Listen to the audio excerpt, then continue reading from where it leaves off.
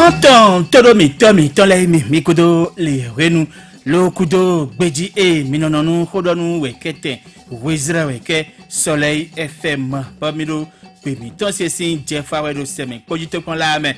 nu wa mi ton weton basa gan we koko bo mi lolo mo yo mi koko afowa agbasa eno zambo nu do ti jero to me le yo menodo nu entedo so ton do apa mon koton kwe lo natin menu mi do mejle Mohamed Liamidi e wa do monjin mi e home Jules Agbojanto mesento miton nyewe kado hodo khosa de bo mi do gbeche sewe nu wa mi ton yo weton basa mi ne ya pa pe de vonu mi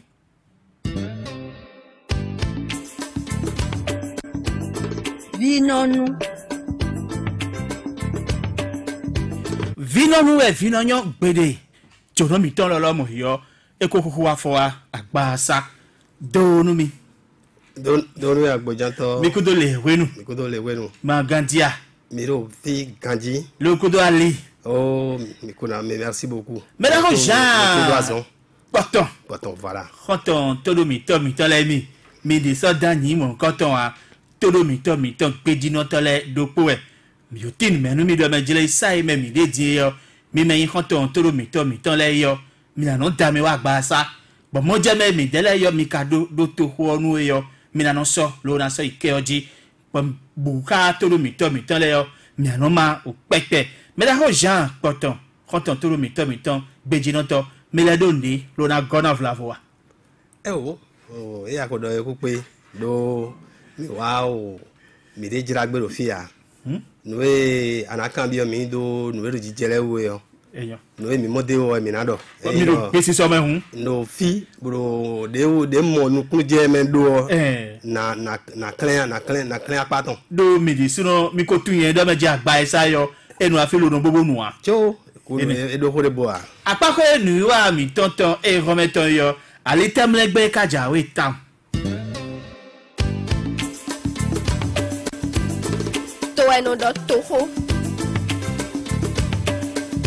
no edo jije no ije aklonzangba me yo mi na idele chirumi nunu konten je mi kran ye we ndo mejile hon hon itole yo no ya asangagbe mi to gudo yo to ga mi dele ton sisi je ka Patrice talon kodo hon itoton le pan yi so pe takende ba pe taken mon konten wa ekun pla to ponga koko mi adodin hulenton me da ko modeste to bula ba wene mi de ti yo me da ko mon konten yo o fliponi lodo sin podi e voa me da ko banabe dasigli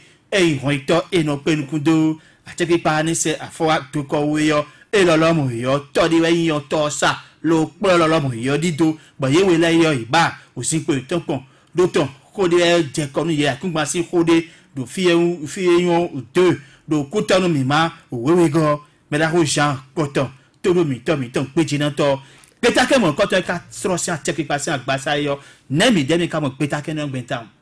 oh me da Agbojanto oui hojo ho akambio do gbetake ene o no eyan le de uta won yin do jire onu wa no mo mo sapata sile bo ero wedu bo ekmo ka bo benu kiko bo ero na egbon aji ero kun gan sese kere o de no blado de me no blado de me do me we ne le o e gba po do gouvernement me we nu gan sisi je kha o to gan mi ton Patrice Talon eze a che pipa e ton titan lo te yo me de we ko kende u do jire to vi gege ko do ni do jire me ne le do a che pipa to me on ho le konu ye do o nu kon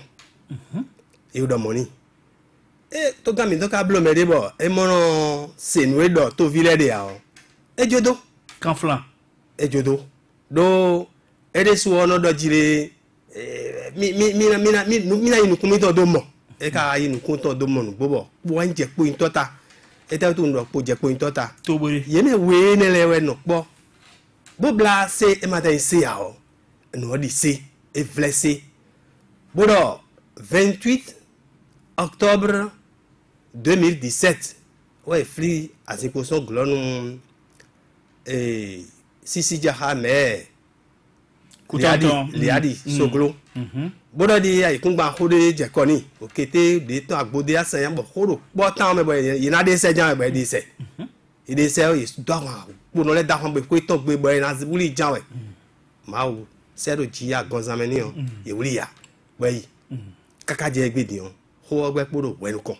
be ko do ye ko do fo wa ho ko wenu kon di wo me don ho le wa bude sin ganji le o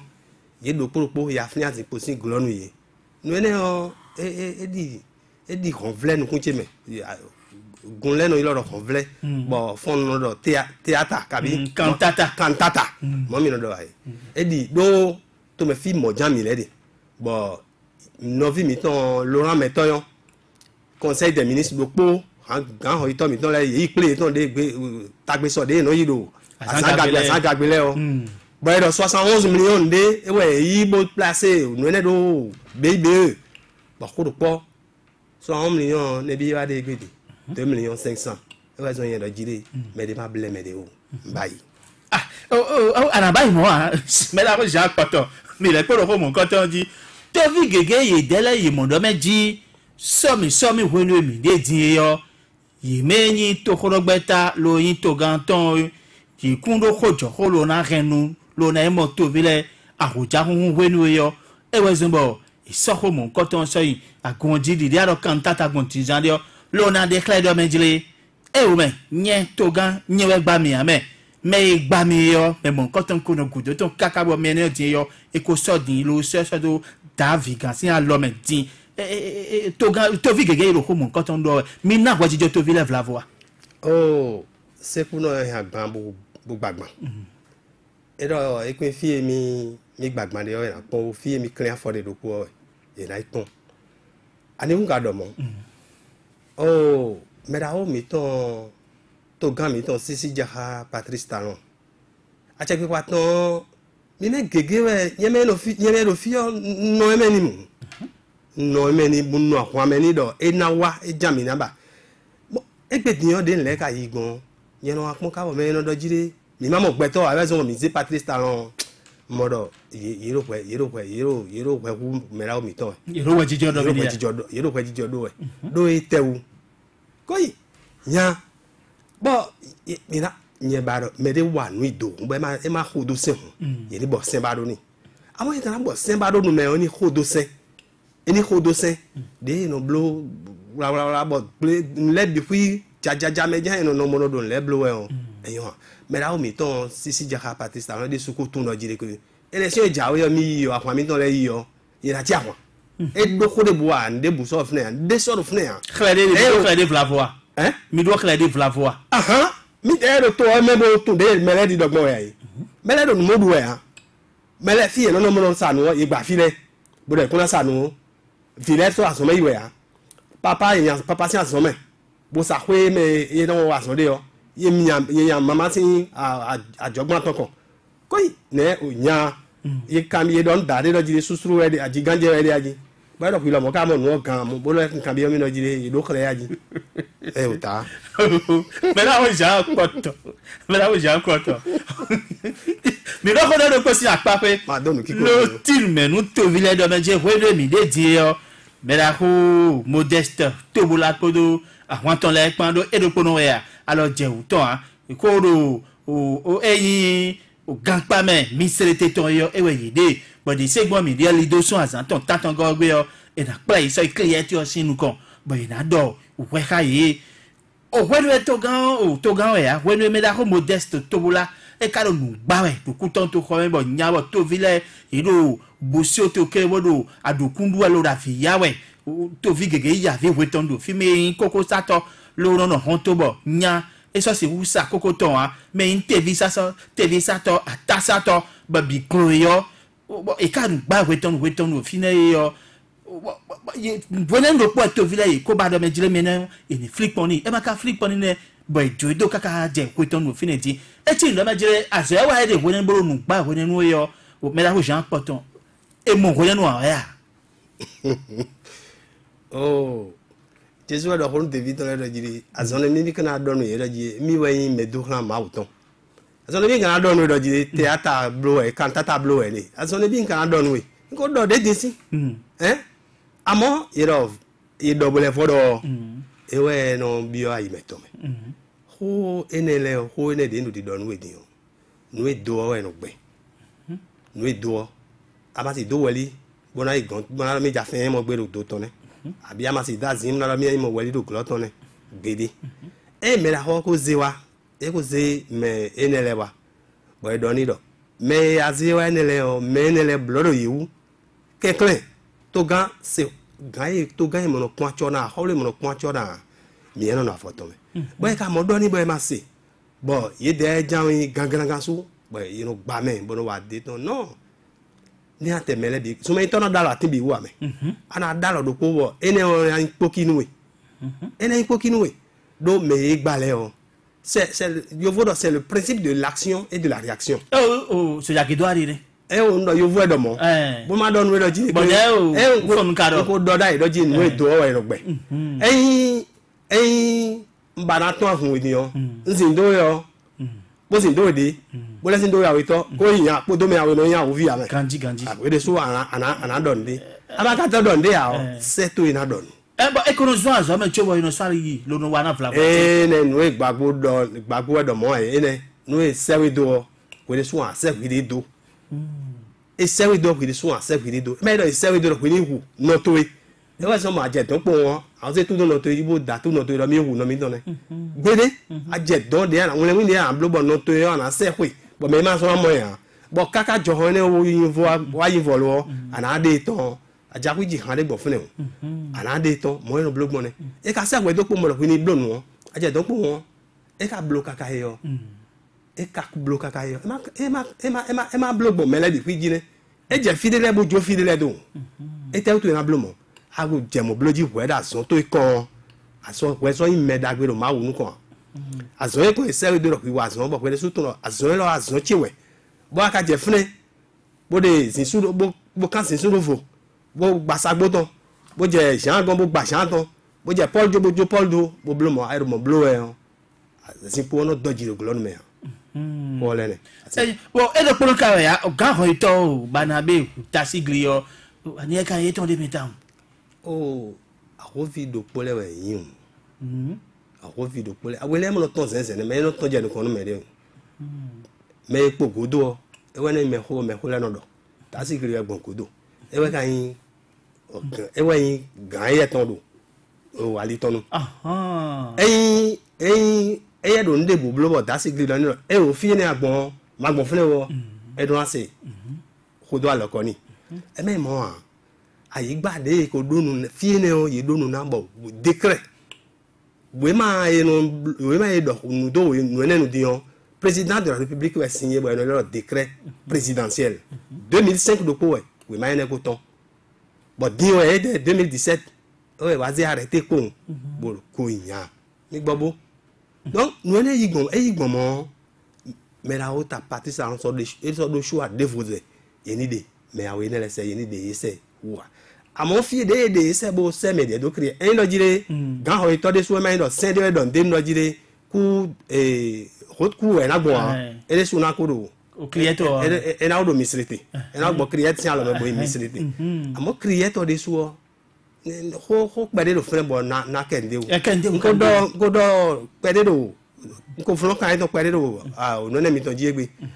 do creator apakwe se don de nu apakwe de tin bo no do alinéa 2 de l'article 12 bon avocat so hade ko kende u pe tegbe de bo donu o Mera o miton jogwe ndo jire hone o article 12 15 17 ewe jiwe do hodo article 12 o kede jiwe mera ho jogwe no ka kendo e do 15 po 17 po ndekun waye o bo da 12 o alinéa 2 o gbe ta keton aweto de hodo sen sen ne ka gbonu ko to fun ba do ndebukun awe itobola o ndekun waye o président de la république hen et na promis e so gbe ha se dodo mi ton e ko do mo bo sen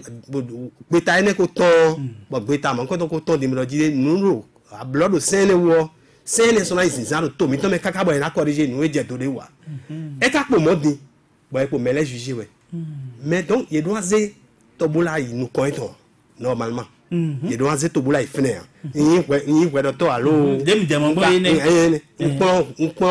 un plan we ma un plan e gon ali ene dia amon ka de me de po do bon fidèle so no do bon fi egbe yo ne mo nuenyo noto ene bon e ma ka so tobola itan fi na so tobola wa do gba sa te kan do ko ton ta ko iyan de ka ma o ji ke vida ya de ja yo polo da ihun na ganji bon we di do mi ton da mi na do fi yo tribunal mi ton le ma de ya premier instant ye di ehun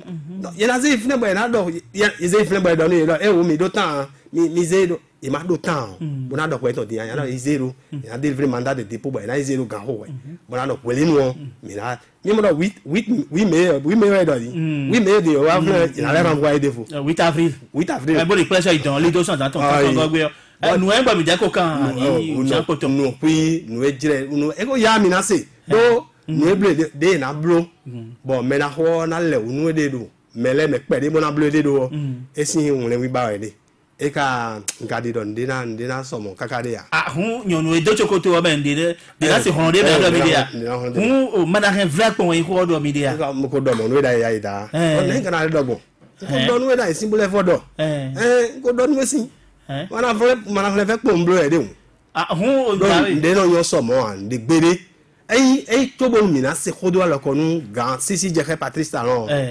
et de me we ne le se me de ko le bo po gouvernement to mele o bo ko sa do ko nu ile o e na de se bna no o ko sa do ko mi nu se do mi wunde le o yo se nu mi ya mi je ko nu ko nu ma do de me he na go mi mo mi bo me ne le la check pa to me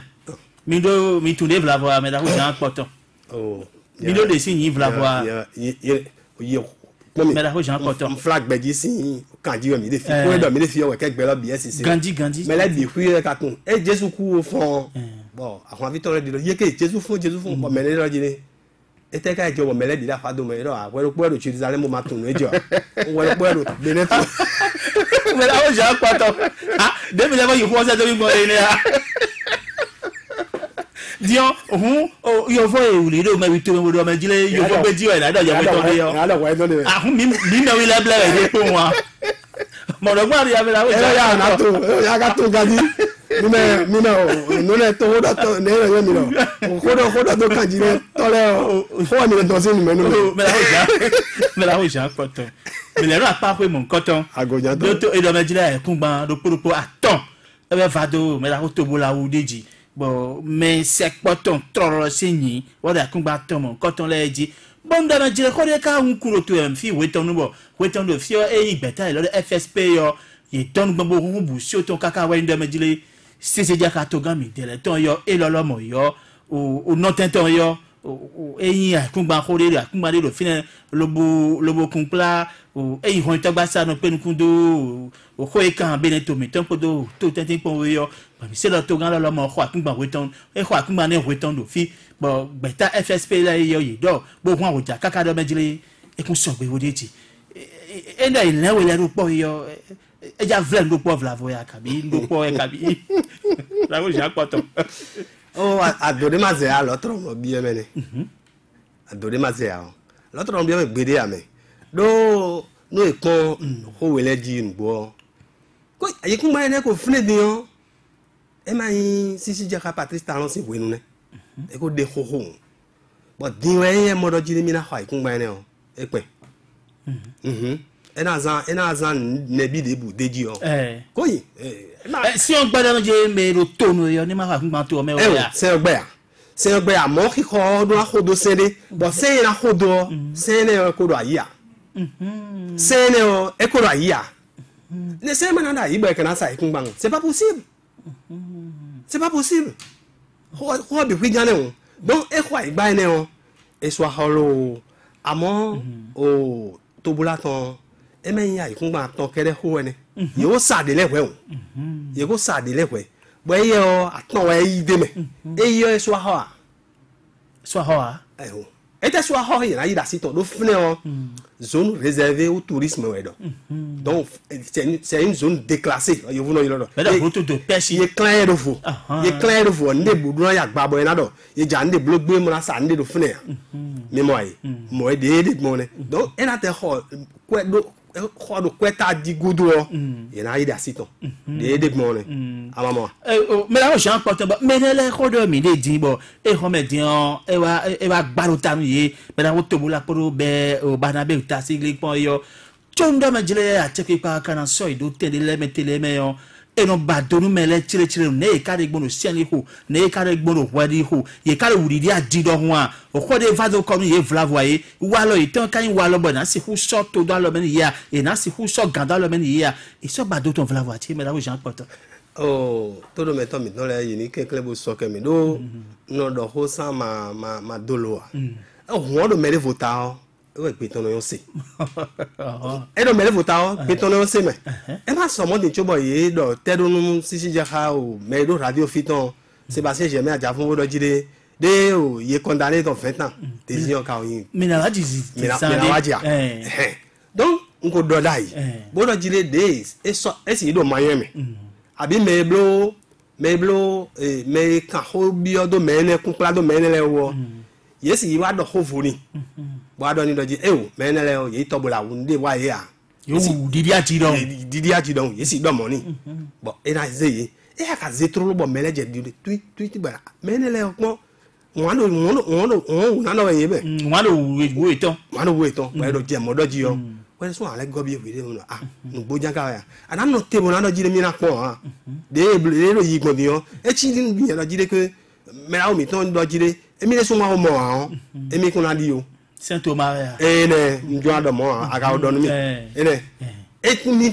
kun na di o e wa je do asaton jide e wa gbado akonjini asin do ndi yan ho jane eyan o mi ago si final o da ya pa pe devo àpapẹ̀ de fún bóyá ẹlẹ́yìn nù ló jẹ́dọ̀ àkúrọ̀sángbà mi tó kùtọ̀ wáyé ndọ́mẹ́jìlẹ̀ òtókòrọ̀gbẹ́ta ẹ má dò gbèrò pọ́dọ̀ ká àtsẹ́kẹ́pá ọ̀yà lẹ́yà ẹ̀yìn òsì kan òkè ẹ̀gọ́sì ìhọ́ ìtọ́gbàsá ẹ̀yìn pẹ̀lúkúndò tó tẹ́tẹ́ ọwọ́ dótàn wèé má tẹ́mẹ́tẹ́mẹ́ yìí náà sọ lónà sọ́dọ̀ òsì ẹ̀ náà sí àpá sáyọ wèé má dìbò náà tì lónà gọ́sì ìhọ́ ìtọ́gbàsá ẹ̀yìn pẹ̀lúkúndò tó tẹ́tẹ́ ọwọ́ yọ bọ̀nà sọ́dọ̀ wèé má yìí tán lẹ́jì tí ò náà sọ́dọ̀ sí ẹ̀ náà sí àgbàsá mìíràn ó sì ṣe ẹ̀rọ ẹ̀mẹ́jẹ́ yìí mẹ́yìn tó kúrọ́gbẹ́ tá ní ọlẹ́ má rò pé pọ́ dọ́ka àtẹ́kẹ́pá ọ̀yà lẹ́yà ló pò ìtàn ìkúsọ́ ìmáàmù kọ́tàn tó àlọ́mẹ́nu yìí o òun èrò dídé kílẹ̀ ẹ̀dọ́mẹ́jẹ́lẹ́ sọ́mi dẹ̀mẹ́lẹ́tọ́ ìjàwé yọ tó kúrọ́gbẹ́ tá ní ọlẹ́ yọ ẹ̀má ká rò pé pọ́ dọ́ka àtẹ́kẹ́pá ọ̀yà lẹ́yìn ló pò ìtàn kúnà sì kóga lónà ìsọ́mi mọ̀ kọ́tàn sí òtónú yọ mẹ́ta kó ṣàn pọ̀tàn ẹ̀yìn ìwàmù kọ́tàn yọ nẹ́mì dẹ́kámọ́ gbẹ̀tàn. Di domleten man yu amleten bede di domleten yu amleten do me ko do nu e wa kwa e fun to me fidion e ko di bla pe gban e we ro pori we ko atonu kun ene e di me mi de di mi o ze wu mi o blo pe ko atonu kun ene wa igbe bo bi o pe gban to me bo ko igbe de do fneon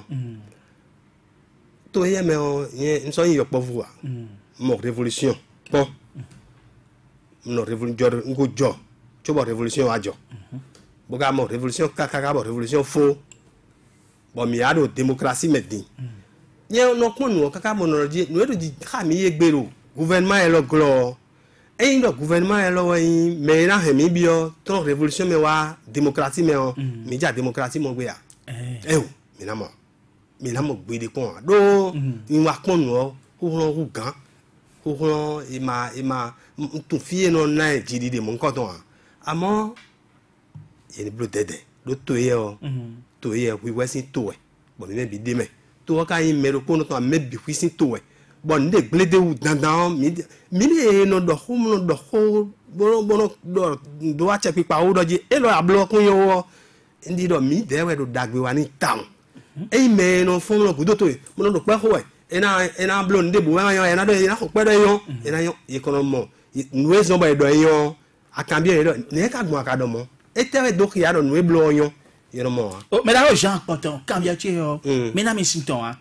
beta ken yo eyin we ma de timbo na so da lo menu yi o mise en conformité yo we ma so da lo menu yi o afo ihon to gba sa de yo enyon ado mi de a abi afo ihon to gba sa de yo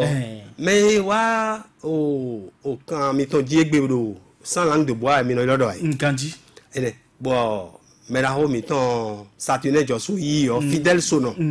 nka ho de bi egbon ali nenu bo e se siton bo nto no se siton la yo nous j'ai fidé pour nous donner mes années de nos dire on comprend sensi oui ma étant on comprend et qu'on sensi alino Gandhi à mon gâteau nous le 5 dodo et pachedo au toko docteur si nous charte des partis la loi 2018-23 et le fnéon article 22 betaquin 22 et le certificat de conformité et le certificat est à moyen de conformité bon certificat a bi de tewe bon cambien le dire e we adi no e do kunya don ato di no fune we de a bi so e do fi de fo boy a bi kunya ne boy nde fo we ne e ka so amo tambo kendo apa ne ko ya bo nyejo e ka chinu ye do jire fune we kwode e ke fune we de o certificat de conformité on c'est nous we ma pondé bon ministre na signé le moi dit e o dossier mi do se do no e demele o e so gbe he beta e so mo mina mi he mina yin parti politique o e so gbe he bona na we ma o e o e so gbe he e ma so gbe he nu le we so bo e ma so gbe he bona yin e na non conformité bo na zenu ye e chichi nu ye do jire nu mo nkan to e kai mo hun dodo hun mele ni so ke mi lo do do jire kun kun mi kun senzo wato e mo hun no e ministre o blo e ko blindo seulement fie nous oduna gban pe de yin dojire ete no te pon de kaka bo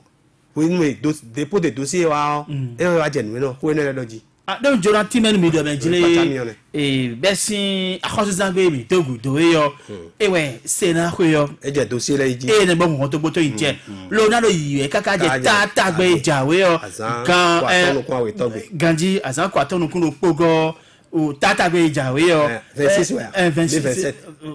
tata gbe jawe yo e we de besin gan zeme wole ko yo 26 e ne oui lundi 26 c'est vrai lo tata gbe jawe yo mardi e we mi lo tata gbe gan zeme badanton yo e o tabi na je o to gbotonu be na fo o to gboton le so e ndamaje medicine we mama wa apaton sakara je tata gbe quand ils sont dans ton mais en meneur disons églone ben kolo et en cause tout et quand roito et quand des betake mon coton yo nous e bloé mo me ko wo e won lo do so gbeji lo sese do po ton no e compla o to rogbata o PSL ton yo union sociale libérale yo nous we e ni o e do hodo betake o gbetake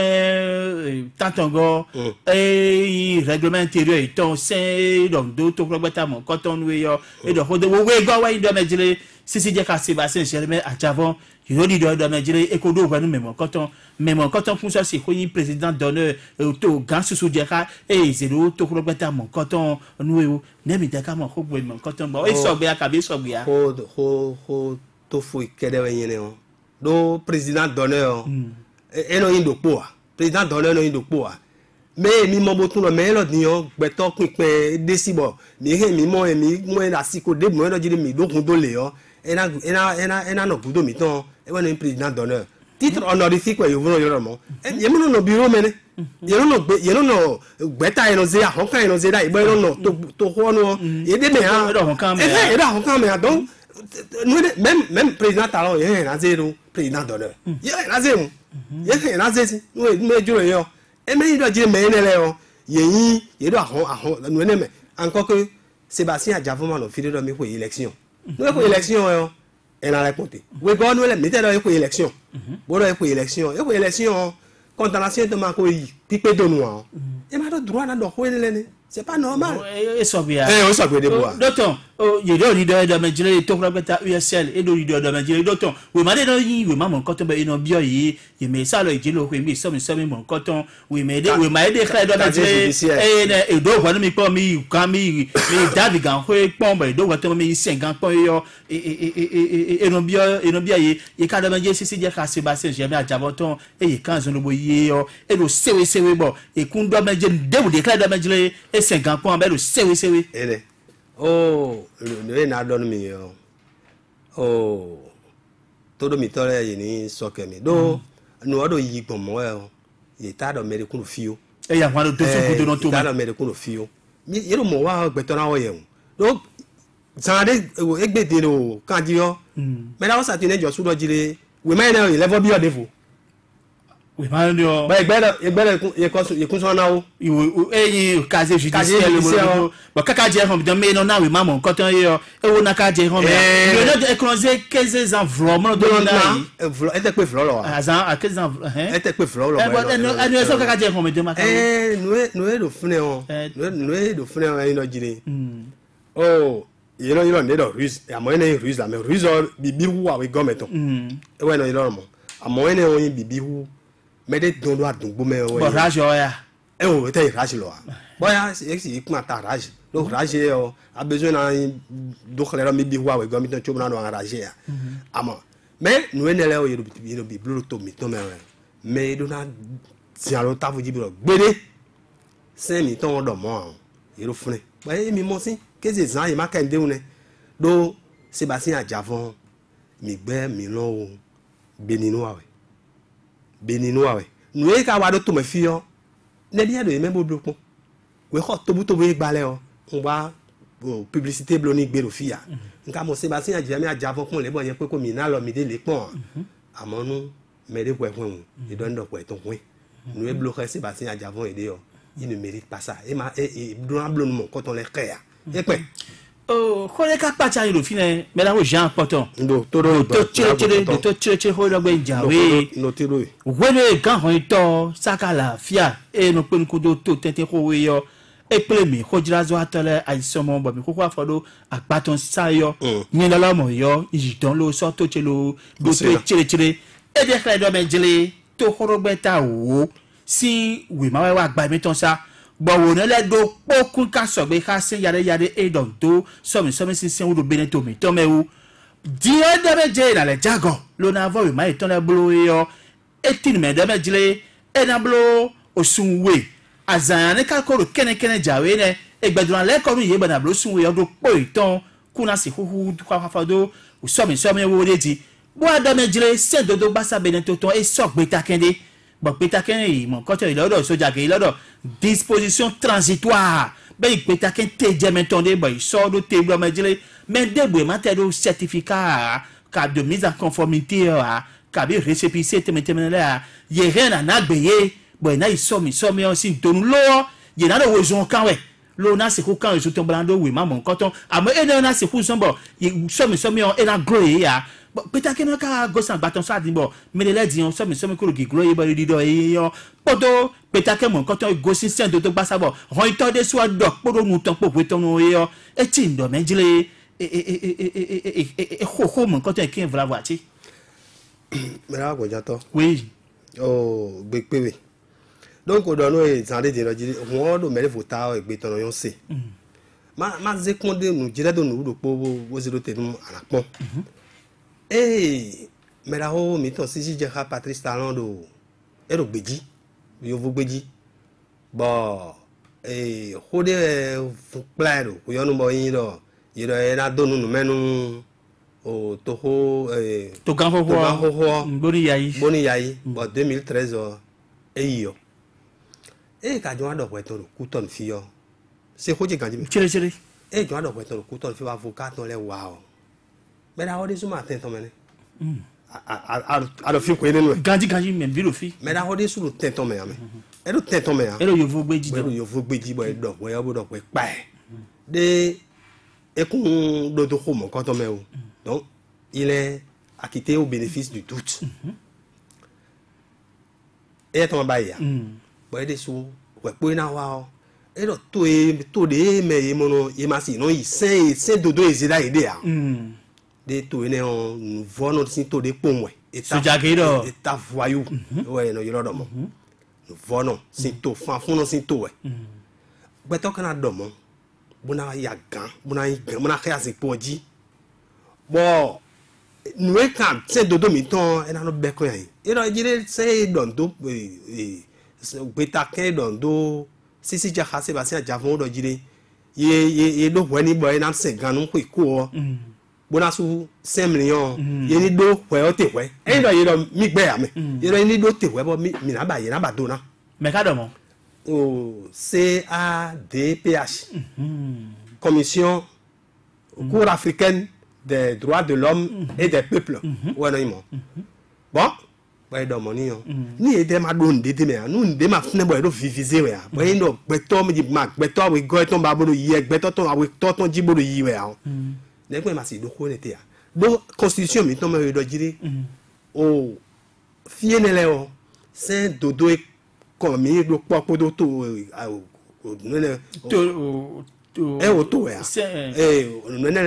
juridiction ne l'est pas. Quand on passe à elle doit gagner nous c'est dodo miton. Elle doit gagner nous c'est dodo miton. Mais non, tu as encore ailleurs. Mais j'ai encore ailleurs. C'est dodo mon quand on a de autant même bon, il noté, il doit quoi, il doit te film bon. Thomas Bonnet a eu, d'accord nous politique de nous bloquer là mais. Amon, il doit dire nous. En amour, il y a de choses à nous maillons. Oui, d'aller voir nous maillons bloqués à des roues, il y a un roman. Et là, ton moyen mode. À moi. Donc, mais là, il doit donner des jours de beau sort avec elle. Et qu'à sort avec elle. Bon, mais des malades, ma caméra, et des millions de modèles. Mais là, j'ai un poton. Et nous, Jomoyo, et il te regarde à USL, il peut le jazz à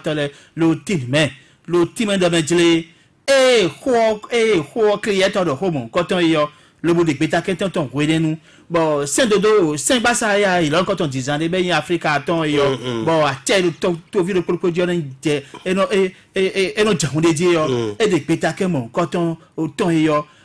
bon na flin do me dire na à ça photon to mi ton ben na quand ils ont là yo mais ça c'est dia kaka yo e me vraiment métier ouais mais toi si tu dis qu'à Sébastien j'ai bien à Javanton là il a donc essayer de me dire mais là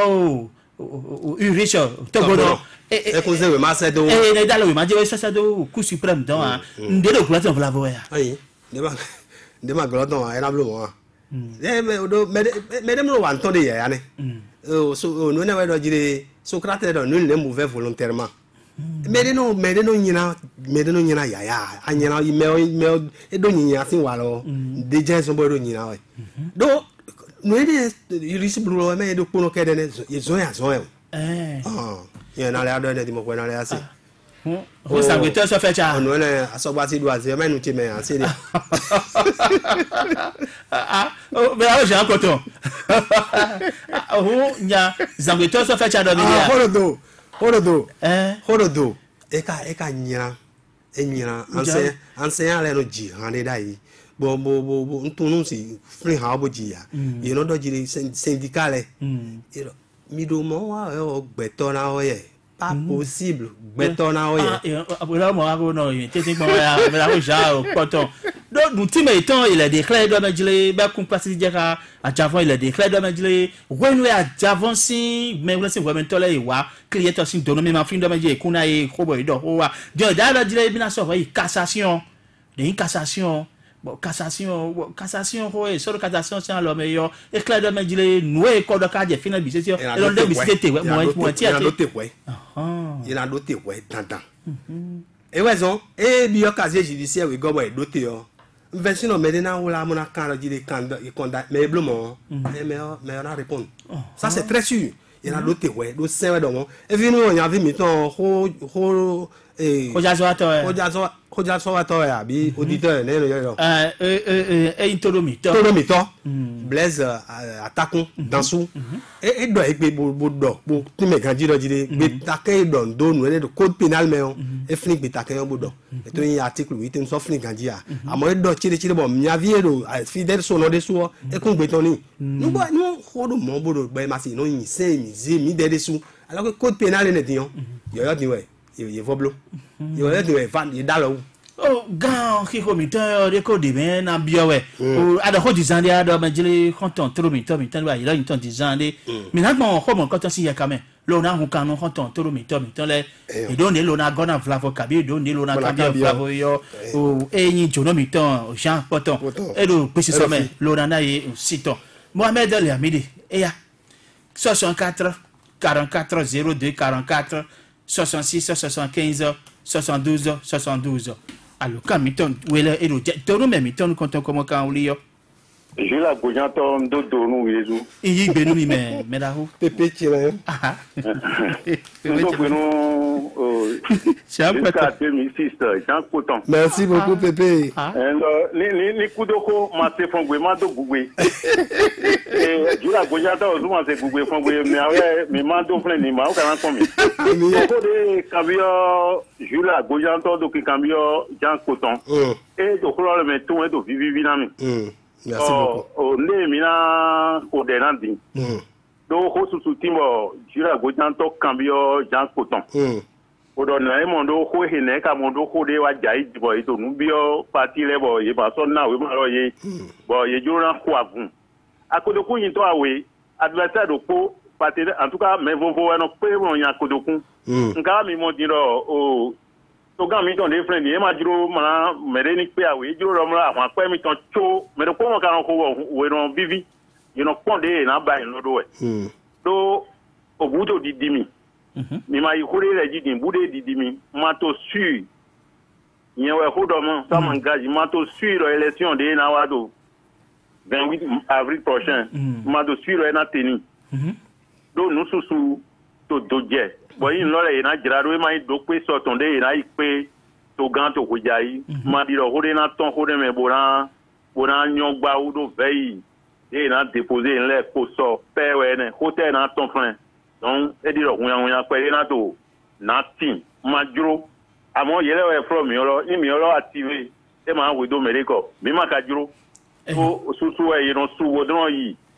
fún àwọn boy no nyon me du deji ti me ro ko gbe fún àwọn e mo no nyon me susu e no ple bono won agba boy no me e du deji ni wa to mo na no obu didi mi son ko gba e we ro ko ri egbon ni ma so no mo gbede Eyan Pépé. E na cheme. Amen. Dondo Jean Coton. Merci beaucoup Pépé. Jayo na yon we. Amen. E la yon yesu Pépé. Te la yon. O la yon jokoro ko me biton. Dono me ko mo kan wuli yo. Allô. Allô, ni comme étant. Le président des présidents. Gildas Tiyanengo. Aha. Jean Coton avec Gildas Tiyanengo. Aha. E me la Gildas. Hone. Oui, me kudo ko. Ko to za. Mi an do ka wa na je fi na jiro de yo. Amen. Ko le ko we yin ja cambio. No ko to. Ina pre to me fi to ga mi to cambio to me fi. Instead ga zombo to ga na ko ga le vodu ajiro to me fi. Ko na seconde ko nenu. Ouais, on flé. E kuna so onyo wa ton wo. E ka se de to vodi de to vile na de ni wa.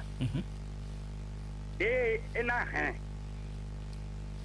quand il était là quand tu me viens tu me yoro lo fon gbe ya ene awdo ho nous ne on est nous et mettre en pratique yori azon ko a abi le ko gudo wo jawe o te nu kon e wa we go to so de jawe yo to no e di tebla no in tebla do to ga o na e rendez-vous do to de jawe o padanu Jobo ministre de l'Intérieur doit de nous y mettre mal au pédo quoi doit pas que pas pour les et va de tu me donc nous étions là pour stock pour donc il y a bona ya nous doit quoi dire de quoi ne tu nous tu wa ka kingamera ese ma di tebla wa ji yo o wa nyete mana ho ni yo jobo no e wa de e wa go we ma de na no gba mi dara de men le e de bo no tu go je do de me o ese e do de me do ko do we ma no do no me kan tan chobo na ya so me de ko do ni e bo ndo ko do e ti ko do me no ri de se ate bla me attention nous kon we besoin de quand on langue du bas mais dans on se rode bleu me do si nous me sinon ko te ka si de ko do me bi na ya ese e mana nyo bo na de délégation sta do na ipe président no ko je bo do bai e na chel mera ho Gildas mera hi me ko je mera ho Gildas sin ogudo yo boko mo kan wuli yo mera hi Jonathan do dono me ko wa kan no maintenant Gilles Agojanto André Mondayo si cha azaya tonu we be tole do ganji na mi bo mi yo gaji azaya tonu we mera ho André Mondayo so for free jeji fiu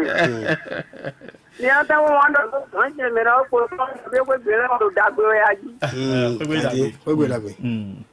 yo oh de pide maro kamera yi mais oh Gilles Agojanto oui man allo quand bajona mera ho Mondayo yiko to ji bi lo gbe to si we ngba fi oh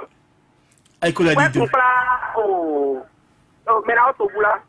Où est-ce que là, abba, mais dans l'autre, on gagne pas. Non, Alors là, pour rien. Hein? Moi, ça veut. alors quand il y a beaucoup de ouais mais la holi amili mon agba imeru mais la ho andre ho danyo budo aso no kan we go ji a donu me ro kan we go ji won allo mi kudo le ya wenu Yan se fo gbe graji an baba ogbon yi gbe tonu e na ya cheto Yan mi to gbe mele to fro enu mi gaji. nko mi ton You know, me do adambaji bienvenue. Bako direct ya chupa mele. e ya mi do ho mi ton Yan me ado ra che ku so do ni kekere me lo pomo lo yumo ho wo zumbo ero pipe ko. Me de ho mele ro ho we. Abi buwa to di de wa ero opposal la ya assemblée so mi si we ya. Yo ba ko ga bro ero opposal la ya assemblée so mi si. Ibo to opposal to ye ya assemblée so di bo ko ala na yiri sere do ro sere bere do mo. Na to ri pabo. Abi me ni ipe ni a meso ipe ke ro kibiri ya. eyan e na chen mi kaka mi ale ko agba saro gandi ko di me na bi me la ho jan poto o pepe che na yan me la ho po fun tin me dizani to be jile o eyin do pe bo ye bi o ye me to horo ye to horo to le ye bi o do mi poto gan pe na mo ide lo na do kodo yana egbe me deji de se gbo mi ka ri o ye me ro to gan jile yo to gan de le si me bo ye me ma do gboro podo a he a kera igbe ja we bo ye kan iwe me wo bo yin eto elko so se de we dalo me deji ne mi do me bo ye me mo ko to le do ko mo ko to ye ni do to me akabi ni gon che kere yana do to me do me fole no do ji e to fi eji fi gbon kan ti o ko zo ani me che kere yana yo e zombo yana i gonto na zombo nu e ni mo na blo e mana blo ne to e no gbe yiro a e no pe yiro a ko e du che yiro gudu o e no gbe ene but azan die so mi kana no yo me la ho pepe shi na ni do meje mi le mo do meje azan mo ko ton achakara ni bladon sigbon jideji e na ve o kaka ba achakara na don sigbon azan ni lo azan ne o sen dodo mi to me we de bo e jakasi wa don sigbon ji lo do mi eyin bo eyin nu bo dandan me o freja mi na gbo mo na ton achakara don sigbon amo ye me na 8e législature me député na wa dinle o yena se azan na be azan to yena idonu ko ena ni ete 0 fide vodo jiye me do bo mi na election no e be azan eje avril de jawe yena eje mars de jawe yena fo azan o bi le si si adaje to robeta na le ma do po do ka check pa ya yero le na do me jira yena hon so mi na di November wi deji November ou zon lindi di yo. No boy, nye o do de do ho do vendredi bo yen se yo. November ou zon lindi di yo, e do ndele bo no, fi de le bo no bon.